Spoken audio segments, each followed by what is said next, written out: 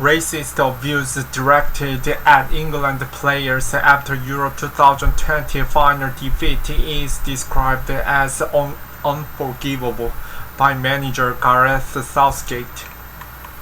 CNN: The online racial abuse of some England players following Sunday's Euro 2020 final defeat by Italy has been described by the team's manager Gareth Southgate as unforgivable and just not what we stand for.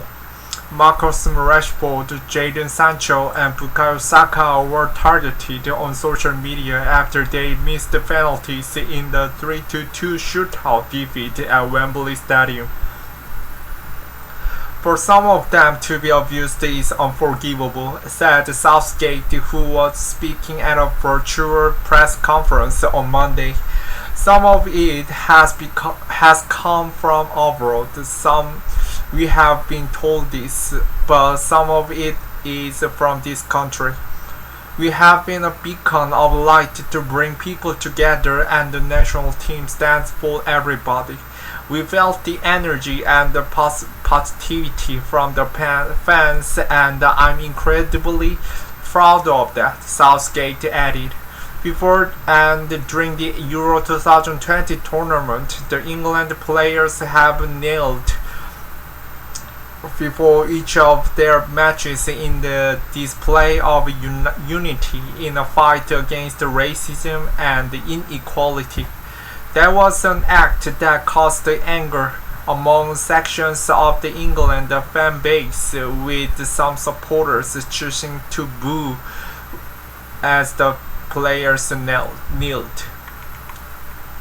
London's Metropolitan Police said it was investigating the unacceptable social media comment on both Instagram and Twitter, while UK Prime Minister Boris Johnson also condemned the racist abuse. England Jadon Sancho and Marcus Rashford get ready to come onto the pitch during the Euro 2020 final between England and Italy. This England team deserves to be lauded as heroes, not racially abused on social media, Johnson said on Twitter. Those responsible for this appalling abuse should be ashamed of themselves. In recent weeks, Johnson, along with other lawmakers in his government, such as Home Secretary Priti Patel, have been specifically asked to condemn the England fans who have booed players taking the knee before kickoff but failed to do so. Gary Neville, former England international, criticized Johnson for not condemning those who booed the players who dare battle for equality when he had the chance. Gareth Southgate and the players a few weeks ago, about 5 days on a drought, told us that they were taking the knee to promote equality and it was against racism, Neville told Sky News. The Prime Minister said it was okay for the population for this country to boo those players who were trying to promote equality and defend against racism. It starts at the very top. The fact of the matter is there is an issue. Obviously in football there is an issue in society where we feel it's acceptable basically to criticize players for sporting actions because of the color of their skin, added Neville. Ahead of Euro 2020, Southgate penned an open letter to the country, outlining why he thought it was important for players to continue using their voice for good. This is a special group, humble, proud, and liberate in being there through shelves, wrote Southgate in the Players' Tribune. Prince William said if he was sickened by the discriminatory abuse, while the Football Association in England said in a statement it was appalled. The English national team's Twitter account tweeted its support for the players on Monday. "We are disgusted that some of our squad who have given everything for the church this summer have been subjected to discriminatory abuse online after tonight's game. We stand with our players." England players comfort teammate Saka after he missed a penalty during a penalty shootout after extra time against Italy. Social media companies must take immediate action. Football players receiving abuse on social media is a commonplace. Savills, a real estate service provider in the UK, tweeted on Monday that this is committed to eliminating discrimination and increasing diversity amongst our workplace after one of its employees appealed to be one of those abusing the England players on Twitter. A full investigation will be carried out in regards to this unacceptable incident, he said. Savills upholds and has zero tolerance to any form of racism and racial discrimination and is appalled by the racist comment in this tweet. Savills is immediately investigating and will take appropriate action. Rashford has continuously highlighted the racist abuse he's been the target of over the last few years. In the hours after England's defeat by Italy, a mural honoring Rashford was vandalized with graffiti in Manchester, United Kingdom. The artwork commemorated the Manchester United players' work to tackle childhood poverty. It features the quote, "Take pride in knowing that your struggle will play the biggest role in your purpose." After the mural was defaced in the early hours, the part of it has been temporarily covered with bean bags. The coffee house cafe, where the mural is painted, shared images on Facebook of a local coming out to support Rashford.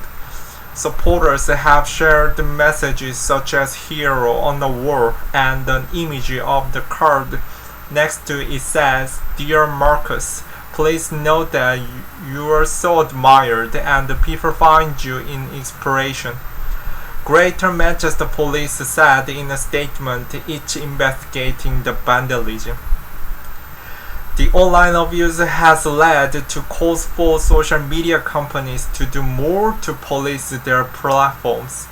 Earlier this year, former Arsenal forward Thierry Henry deleted his social media account following the spate of online racist abuse aimed at black footballers, and what he said was the inability of social media companies to hold the users accountable for their actions. A few weeks after Henry has closed his account, English football clubs and governing bodies took part in a 3-day social media blackout to protest against abuse. The mayor of London, Sadiq Khan, called the racist abuse abhorrent and called on the social media companies to take immediate action to prevent this hate. Racist abuse of any kind is abhorrent and will not be tolerated on or off the pitch, tweeted Khan. Met Police UK, the Metropolitan Police, will investigate the appalling online abuse aimed at the England players. Social media companies must take immediate action to remove and prevent this hate.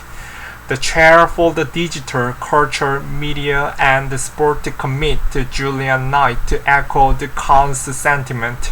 Social media companies, once alerted to this abuse, have an acute responsibility to immediately take it down, Knight said.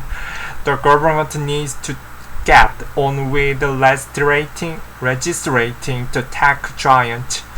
Enough of the foot dragging. All those who suffered at the hand of racists, not just the England players, deserve better protections now.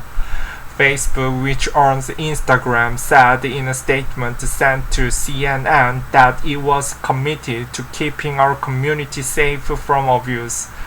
No one should have to experience racist abuse anywhere, and we don't want it in Instagram, a Facebook company spokesperson said.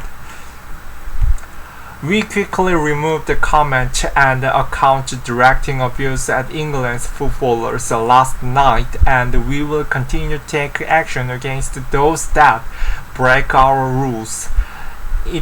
In addition to our work to remove this content, we encourage all players to turn on hidden words, a tool which means no one has to see abuse in their comment or DM. Direct messages.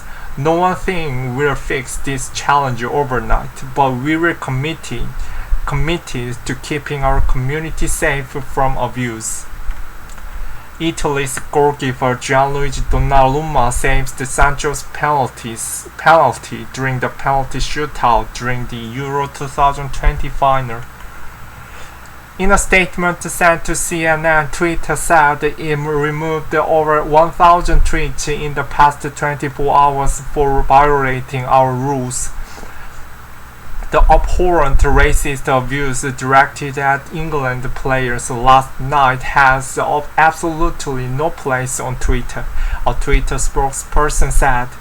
In the past 24 hours, through a combination of machine learning-based automation and human review, we have swiftly removed over 1,000 tweets and permanently suspended a number of accounts for violating our rules, the vast majority of which we detected ourselves proactively using technology. We will continue to take action when we identify any tweets or accounts that violate our policies. We have proactively engaged and continue to collaborate with our partners across the football community to identify ways to tackle this issue collectively, and will continue to play our part in curbing this unacceptable behavior, both online and offline. Alex Klosok and Sarah Dean contributed to this report.